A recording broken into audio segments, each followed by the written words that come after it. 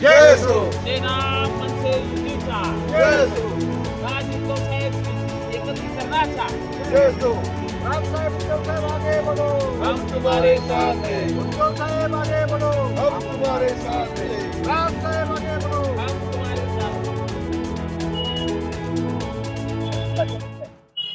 संपूर्ण महाराष्ट्राला गेल्या अनेक वर्षापासून प्रतीक्षा लागलेला क्षण तो आहे, तो आज आलेला आहे.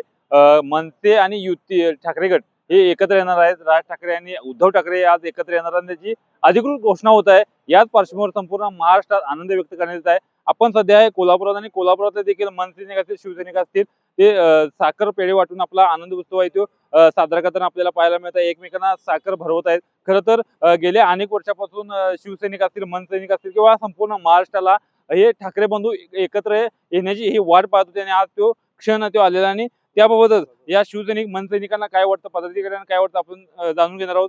काय सांगाल, आज तो क्षण अखेर आलेला आहे, दोन्ही ठाकरे बंधू एकत्र येत आहेत. आज शिवसैनिकांसाठी आणि महाराष्ट्रासाठी, अखंड महाराष्ट्रासाठी हा सुवर्ण क्षण आहे की आज बाळासाहेब ठाकरेंचे दोन वाघ, त्यांचे दोन बाजू आज एकत्र येत आहेत.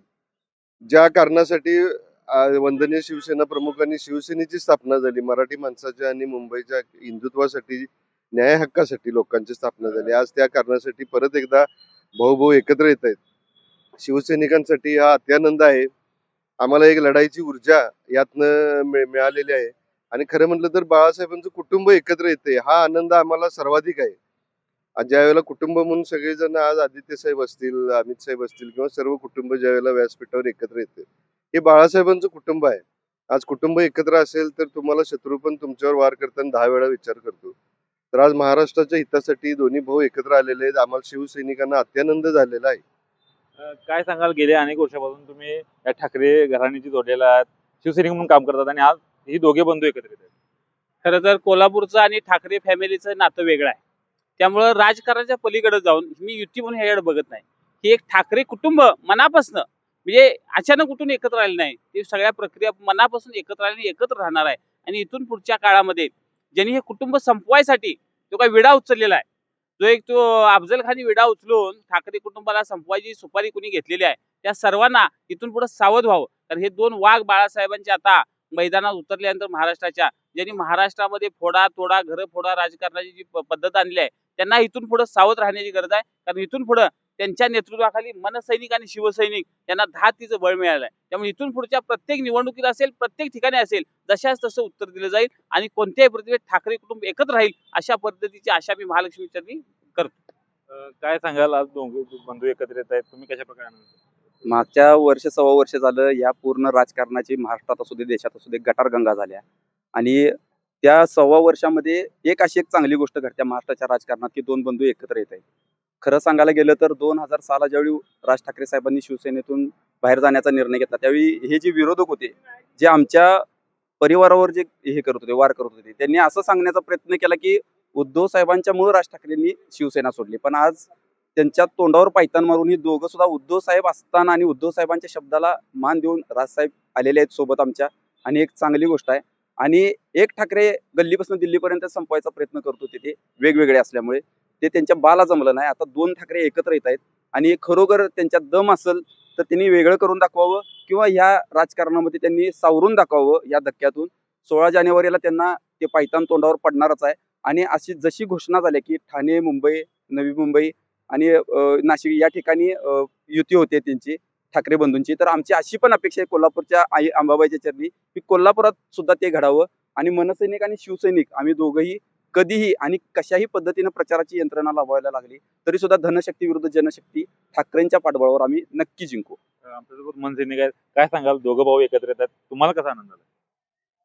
आनंद खूप झालेला आहे. आनंद फक्त मला झालेला नाही, आनंद फक्त महाराष्ट्राला झालेला नाही, आनंद संपूर्ण विश्वाला झालेला आहे.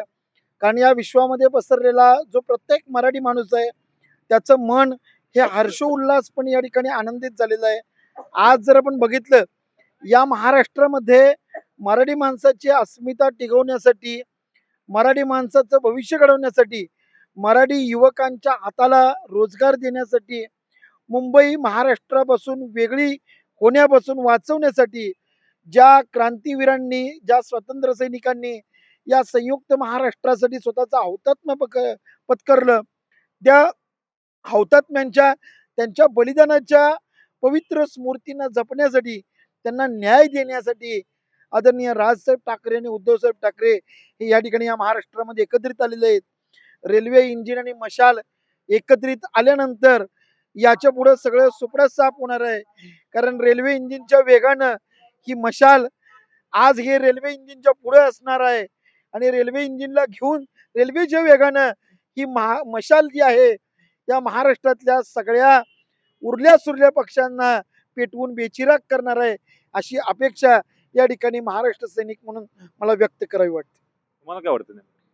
महाराष्ट्रासाठी आणि मराठी माणसासाठी दोन्ही बंधूंनी एकत्र यावं हे माझ्यासारख्या शिवसैनिकांना आणि मनसैनिकांना गेली 15-20 वर्ष वाटत होतं आणि आज तो क्षण आलेला आहे.